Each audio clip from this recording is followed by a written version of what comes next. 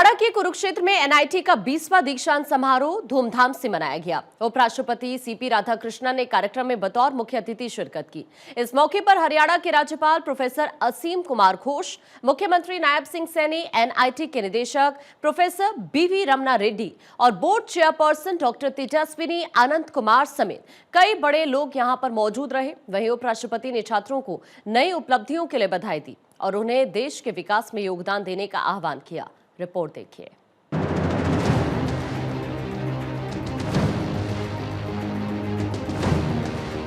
कुरुक्षेत्र में एनआईटी का दीक्षांत समारोह धूमधाम से मनाया गया। इस मौके पर उपराष्ट्रपति ने एनआईटी कुरुक्षेत्र की तारीफ करते हुए कहा कि ये संस्थान पुराना और शानदार इतिहास वाला है, जो देश में तकनीकी शिक्षा को नई ऊंचाई दे रहा है। उन्होंने कहा, कुरुक्षेत्र वो पवित्र जगह है जहां हमें याद आता है कि बुराई कितनी भी ताकतवर हो, अच्छाई की हमेशा जीत होती है। इस मौके पर उन्होंने एआई, सौर ऊर्जा, अंतरिक्ष, बायोटेक, साइबर सिक्योरिटी और चिप बनाने जैसे क्षेत्रों का जिक्र किया। The NIT Kurukshetra is an institute with a proud legacy, a vibrant present, and a vibrant future that continues to elevate the standards of technical education in India. वहीं राज्यपाल professor असीम कुमार घोष ने हरियाणा सरकार की तारीफ करते हुए कहा कि सरकार शिक्षा, डिजिटल कामकाज और गांव के विकास में पूरी ताकत लगा रही है। साथ ही उन्होंने ये भी कहा कि एनआईटी कुरुक्षेत्र अब रिसर्च और नई खोजों में देश का अहम हिस्सा बन रहा है। The state of Haryana, under the leadership of Chief Minister Shri Nayab Singh Saini ji, is firmly committed through reforms in education, digital governments, industry partnership, and inclusive rural development. Ladies and gentlemen, over the past few years, NEET Kurukshetra has undergone a remarkable academic and structural transformation. मुख्यमंत्री नायब सिंह सैनी ने कार्यक्रम में आज की चुनौतियों पर प्रकाश डाला। CM Saini ने कहा कि नौकरी ढूंढने वाले नहीं, नौकरी देने वाले बनो।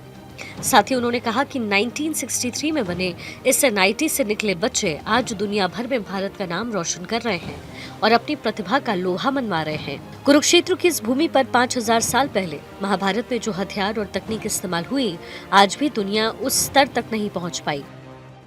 मुझे खुशी है कि आज हम सब धर्म क्षेत्र कुरुक्षेत्र की उस पावन धरा पर आज हम सब उपस्थित हैं, जो दुनिया के सबसे अधिक उन्नत विज्ञान तकनीक की साक्षी ये भूमि रही है।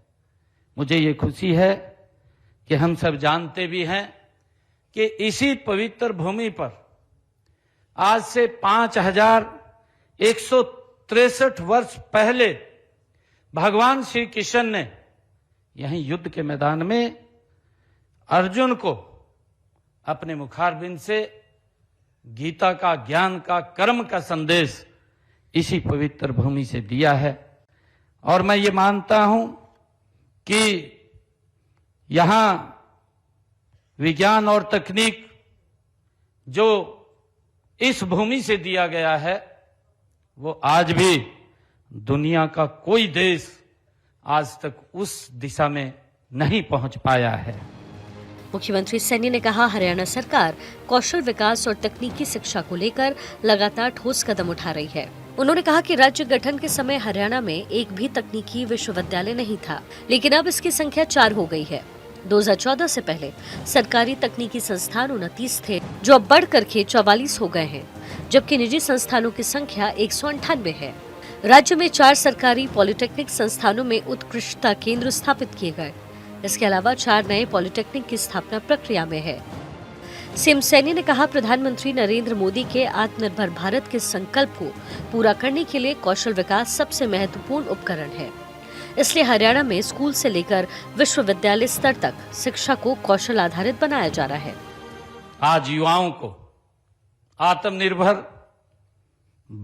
भारत और नवाचार भारत की जिम्मेवारी अब आपके कंधों पर है, जो देश के यशस्वी प्रधानमंत्री आदरणीय नरेंद्र मोदी जी लगातार चर्चा करते हैं। मुझे खुशी है कि यहां से निकले हुए हमारे छात्र आज विश्व के कोने कोने में अपनी मेगा और कौशल का आप परचम लहराएंगे।